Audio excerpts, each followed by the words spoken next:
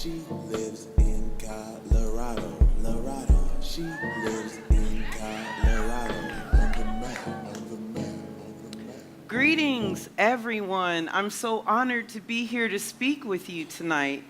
I am from right around here, Denver, Colorado, born and raised. I'm a Denver native. And in recent years, I've learned that I'm a double native because I am also native to one of Denver's northeast Denver food deserts. Now, for those of you that don't know what a food desert is, a food desert is a neighborhood where residents have to travel more than a mile to get to a food source. I feel like that's pretty ridiculous. And then most of the food that is accessed within a food desert neighborhood is below par.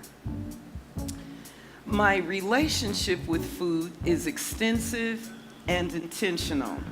In fact, that coupled with my passion for food has propelled me in a lot of capacities, from educator to consultant, urban farmer, and chef.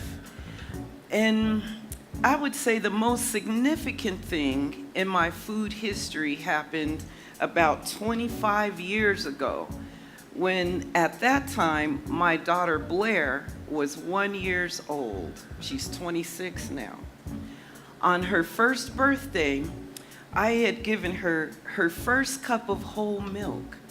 And literally moments later, she had the most horrible, violent reaction I've ever seen. Mucus was streaming from her nose and mouth uncontrollably. She was developing hives. She was thrashing around and developing breathing problems. And at this time, we lived in the Whittier neighborhood, and Children's Hospital was in the neighborhood on Downing Street. So we rushed over there, got her stabilized, and then later I learned that this is not your typical food allergy. She's not lactose intolerant. She's allergic to the protein in milk and eggs. And in fact, if she eats that in any form, even as an ingredient, it's life-threatening. Well, that shocking revelation really upset my whole food world, especially at home. And so the way we thought about snacks and food and what we were eating, how they were being prepared, all of that had changed. I learned about veganism and started preparing her foods that way, all her meals and snacks. But then I had this habit, I had to read every single label of every food item we would buy. And in the course of that exercise, that led me to the practice of just not even buying processed foods. I couldn't believe how many foods have forms of milk and egg in them, plus things that are foreign to us. The problem that I'm seeing a lot today is that people are disconnected from what real food is. They don't know how to prepare it. They don't even know what the benefits of real food are to your body. There's even a disconnection of where or how to even buy these kinds of foods. And this disconnection that we have to real food, it is facilitated on a daily basis.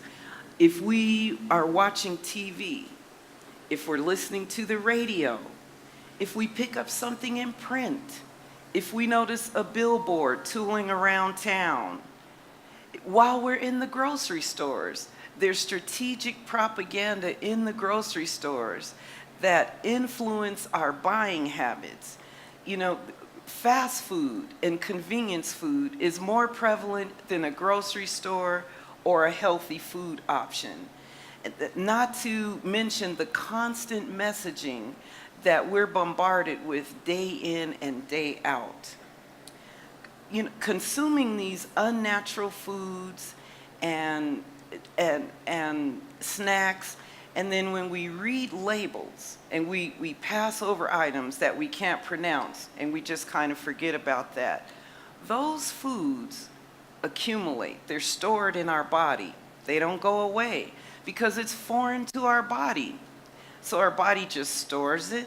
It becomes love handles or extra fat, but it also turns into gunk that's stored in our bodies. And then this gunk creates the perfect foundation for disease. Overconsumption of these foods happens a lot in food desert communities. And so therefore, the top 4 health disparities in these neighborhoods are cancer, diabetes, obesity, and cardiovascular problems. As a food desert resident, I decided I wanted to be a part of the solution for my neighborhood. And so 6 years ago, I created a small traveling farmers market called Mo Betta Green Marketplace. And I began in the 5 Points neighborhood, and currently I service many food desert neighborhoods throughout Northeast Denver. Looking at the work that I've done over the past 6 years and meeting so many people and talking about food and their diet and their goals, what I'm realizing is that if people could be connected to more real food, a lot of their health would change. A lot of their health would change. So the goal of my farmers market is to connect every single visitor to what I call Integris Food. Now, I know you're like, what the heck is Integris Food? Well, it's food with a traceable origin. It's food that's organic. It's local. It didn't travel hundreds or thousands of miles to get to the market. And most importantly, it's delicious. So now you can all say you've been told, and it's up to you to decide what kinds of foods do you want to be consuming. And as I say, connection to real foods is key to the quality of life that we are living, because if our health is broken, everything that we think we're doing and everything we wish to do has come to an abrupt stop. Moving forward, I want you all to question everything that's going in your mouth. Do you know where it came from? Do you know what's in this food? Because something you need to think about, you have control of how you feel, and it begins by what you're putting in your mouth. And if you know the origins of your snacks, if you know the ingredients of the snacks, this is important. Our bodies are precious. Our bodies are the only thing we have to help us fulfill our missions, to live our dreams, to do our things. Think about this. You deserve the best, so eat integriously. Take a step back, get back to the basics. Take a step back, get back to the basics. Take a step back, get back to the basics. Take a step back, get back to the basics.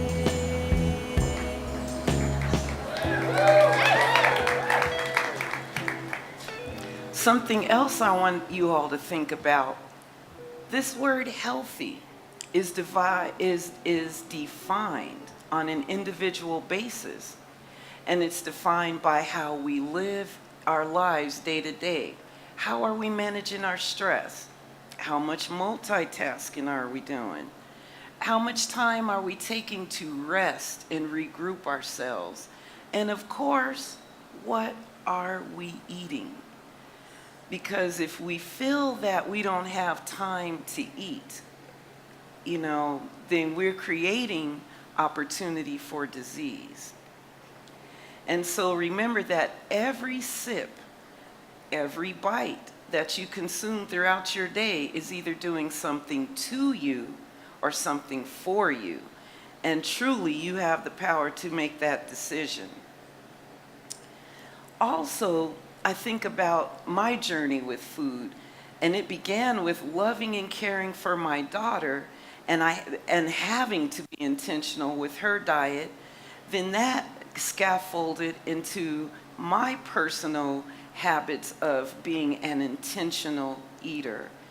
And then tonight, I came here because I can't miss an opportunity to share with anyone that's willing to listen the importance of what you're eating, that small thing we do each day. It's important. And so I'm here out of love for Denver, out of love for community, out of love for food and sharing information. And it is my hope that from this moment on, you'll never think the same about what you're eating, what you're drinking, what you're buying, and that you'll pay more attention to how you feel. Your body has information for you. Your body tells you, I feel great. I'm a little sluggish. I need a break.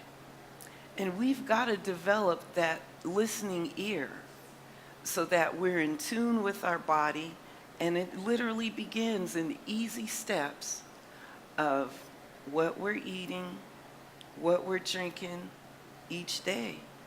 And I'd like to thank you all for listening, and remember, throughout your day,